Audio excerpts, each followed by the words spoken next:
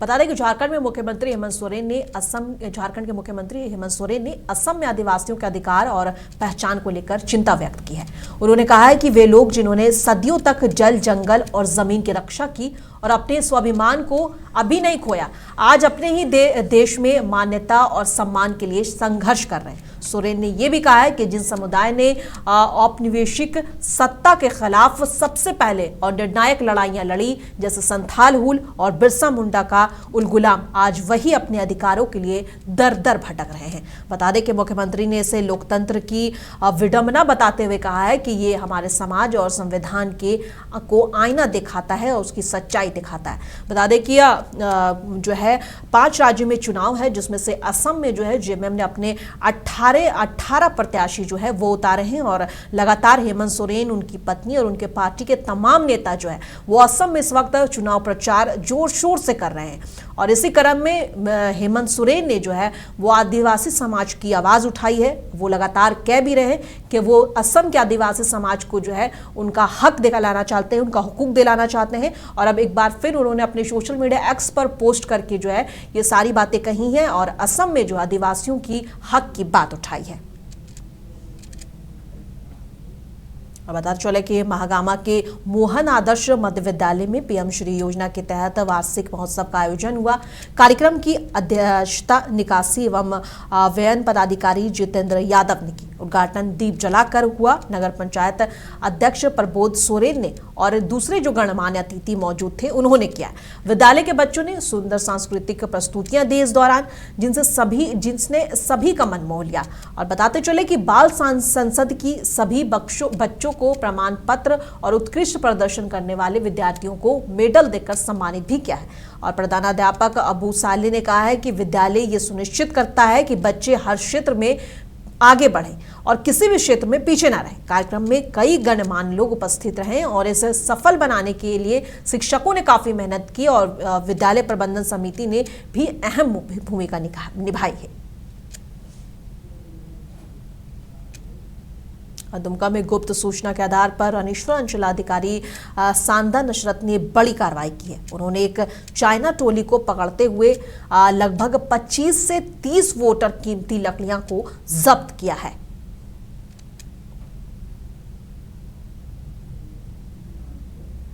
Chatra police ने एक अंतर्राज्यीय चोरी गिरोह का भांडाफोड़ किया है। ये गिरोह झारखंड, बिहार और पश्चिम बंगाल में सक्रिय था। गिरोह ट्रक ड्राइवरों को नशा देकर उन्हें बेहोश कर मालवाहक ट्रक लेकर फरार हो जाता था। 29 मार्च को मिली गुप्त सूचना के आधार पर चतरा पुलिस ने बालूमाथ थाना क्षेत्र में छापेमारी की और उसके बाद आदित्य राज उर्फ आदित्य कुमार समेत कई आरोपियों को गिरफ्तार किया। पुलिस अधीक्षक सुमित कुमार अग्रवाल ने बताया है कि पूछताछ में आरोपी ने अपने साथी जैसे कि अखलाक खान, राजेश यादव और टूनू यादव के साथ कई राज्यों में चोरी की घटनाओं को स्वीकार भी कर लिया है। तो एक ट्रक चोरी के संबंध में आवेदन प्राप्त हुआ था। उस संबंध में तत्काल प्राथमिकी दर्ज करके अनुसंधान प्रारंभ किया गया था तथा अनुसंधान के क्रम में पता चला कि नशीले पदार्थ खिला करके और जो चालक है उसको बेहोश कर ट्रक को चोरी करने का ये पूरा मामला है। इस संबंध में काफ़ी समय तक प्रयास करती रही हमारी टीम, जिससे पता चला कि वह व्यक्ति पुनः उसी मोडस में एक और व्यक्ति को ठगने का प्रयास में लगा हुआ है। तो इस संबंध में पुलिस के द्वारा छापामारी करते हुए उस व्यक्ति को गिरफ्तार किया गया, जो व्यक्ति यह कांड कर रहा था, जिससे कि आने वाला जो घटना होने वाली थी उसे विफल भी किया गया और एक व्यक्ति को गिरफ्तार किया गया। जिस व्यक्ति को गिरफ्तार किया गया है उसका नाम, वास्तविक नाम है उसका राजीव रंजन चौधरी तथा कई उसके उपनाम है जिससे वो जाना जाता है, जैसे कि आदित्य राज, आदित्य कुमार, राजीव रंजन, मनन चौधरी, मोहम्मद शहबाज वगैरह नामों से वो जाना जाता है।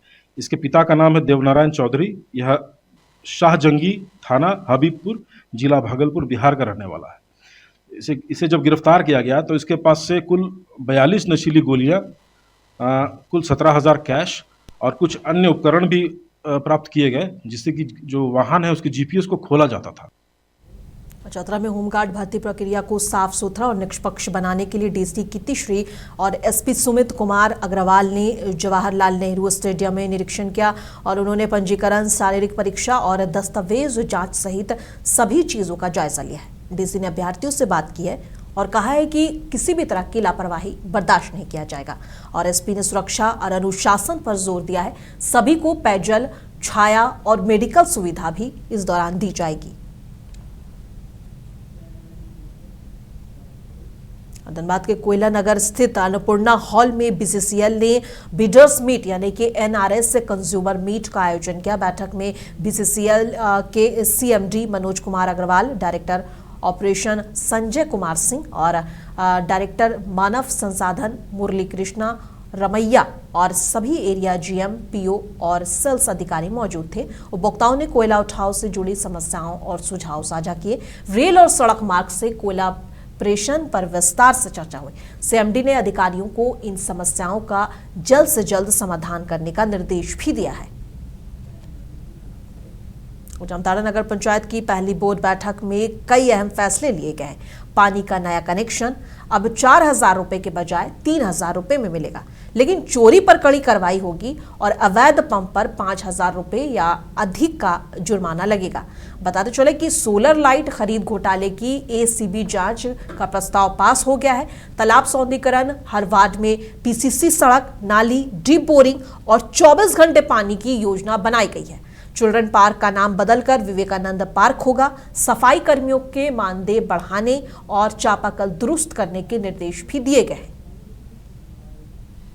जामताड़ा नगर पंचायत मेरी अध्यक्षता में जामताड़ा नगर पंचायत की पहली बोर्ड की बैठक संपन्न हुई और बैठक बहुत ही अच्छे तरीके से संपन्न हुई। हमारे सारे वार्ड मेंबर यहाँ मौजूद थे, जिसमें एक दो नहीं आए थे, बाकी सारे वार्ड पार्षदों की मौजूदगी में और सिटी मैनेजर, कार्यपालिका अभियंता, सभी अधिकारी के सामने हमारी बैठक संपन्न हुई। इसमें बहुत सारी बातों पर विचार किया गया, बहुत सारे एजेंडे रखी गई। कुछ एजेंडे बहुत चर्चित हैं या फिर जिनको मैं लागू करने जा रही हूँ, वो मैं आपको के माध्यम से मैं बता रही हूँ। नंबर पानी कनेक्शन से जो पहले 4,000 रुपया लिया जाता था, उसे जनहित में 3,000 रुपये कर दिया गया। साथ ही अवैध पंप लगा करके पानी घरों में जो खींचने वाले पर जुर्माना और कानूनी कार्रवाई भी की जाएगी। जुर्माना की राशि 5,000 या इससे ज्यादा भी वसूली जाएगी। दूसरा नंबर पे पूर्व में जो भी सोलर लाइट 4.5 करोड़ के साथ और भी बहुत सारी खरीदारी हुई थी, जो गड़बड़ी करते हुए पैसे का बंदरबाट किया गया था, उसकी सरकार से एसीबी से जांच कराने का बोर्ड में निर्णय लिया गया है।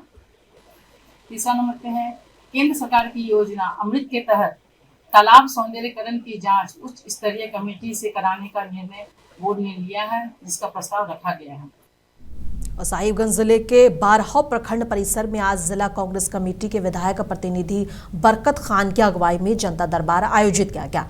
इसमें प्रखंड क्षेत्र के विभिन्न पंचायतों से बड़ी संख्या में लोग अपनी समस्या लेकर पहुंचे।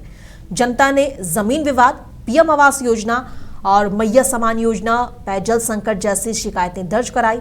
बरकत खान ने कई समस्याओं का मौके पर समाधान किया और जो समस्याएं जटिल थी, जिसमें देर लगना था, इन मामलों में संबंधित अधिकारियों से संपर्क कर निपटारा करने का निर्देश दिया है। और गिरिडीह के बिरनी प्रखंड के चिताखारो गांव में धान के गोदाम के पीछे नकली और जानलेवा शराब का अवैध कारोबार चल रहा था। गुप्त सूचना पर डीसी रामनिवास यादव के निर्देश में उत्पाद विभाग और पुलिस ने मंगलवार को छापेमारी की। अधिकारियों ने देखा कि गोदाम फैक्ट्री में बदल दिया गया था। मौके से आइकॉनिक और रॉयल चैलेंज ब्रांड के 34 पेटी शराब और एक ट्रैक्टर भर खाली बोतल और 6 गैलन नकली शराब जब्त की गई है और अनुमानित कीमत लगभग 2 लाख रुपए बताई जा रही है। कोई आरोपी पकड़ा नहीं गया है, लेकिन इलाके को सील कर सख्त कार्रवाई की तैयारी कर दी गई है और पुलिस ने कहा है कि जल्द से जल्द जो है आरोपी पुलिस के गिरफ्त में होगा। कल जो है दिनांक 6 तारीख को हम लोग सूचना मिला गाँव में शराब का निर्माण हो रहा है। सरकार जो है अनुसार अधीक्षक उत्पाद महोदय के द्वारा गठित टीम के द्वारा हम लोग छापेमारी के लिए प्रस्थान किया। सरकार जो है बरकट्टा के प्रभारी श्री अमन कुमार के द्वारा भी और हम लोग द्वारा संयुक्त रूप से क्षेत्र में तलाशी अभियान शुरू किया गया, जिसमें हम लोग को गोदाम में बाहर साइड से काम का गोदाम था, धान का गोदाम था, इसके अंदर जो है इस तरह से निर्माण किया जा रहा है। उसमें हम छानबीन करने पर जो पता चला कि विद्युत साहु करके हैं, परिसर के मालिक हैं, गोदाम के मालिक हैं। और जो संलिप्त व्यक्ति उनका नाम है राजेश यादव, अजय साहब और सुभाष साहब। वहाँ टोटल जो जब्ती हुई है उसमें स्पिरिट हुआ है टोटल 370 लीटर। और टोटल जो पानी की टंकी में शराब तैयार किया जा रहा था, करीब करीब 350 लीटर का पानी की टंकी में तैयार शराब भरा हुआ था। और हजारीबाग में स्वास्थ्य व्यवस्था को मजबूत करने के लिए डीसी ने शेख भिखारी मेडिकल कॉलेज अस्पताल का दौरा किया। इस दौरान अस्पताल की सुविधाओं, साफ सफाई और व्यवस्थाओं का जायजा लिया गया। डीसी ने कहा कि बेहतर चिकित्सा सुविधा उपलब्ध कराना सरकार की प्राथमिकता है और इसी दिशा में जिला प्रशासन लगातार काम कर रहा है ताकि मरीजों को बेहतर इलाज मिल सके। अभी अचानक हम लोगों ने औचक निरीक्षण जो है सदर हॉस्पिटल और मेडिकल कॉलेज का किया है, जिसमें जो पेशेंट्स हैं उनके साथ हम लोगों ने देखा कि उनकी ट्रीटमेंट जो है प्रॉपर प्रोटोकॉल के हिसाब से हो रही है और जनरल जो हॉस्पिटल की मेंटेनेंस वगैरह जो है उन सब पे हम लोगों ने विशेष रूप से देखा।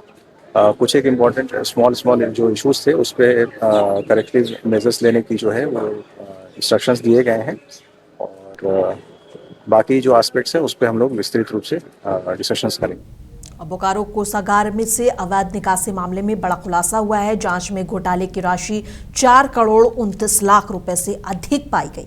एसपी हरविंदर सिंह ने प्रेस कॉन्फ्रेंस करके बताया है कि अकाउंटेंट कौशल कुमार पांडे ने एक रिटायर्ड हवलदार के नाम पर 3 सालों तक 67 बार फर्जी निकासी की।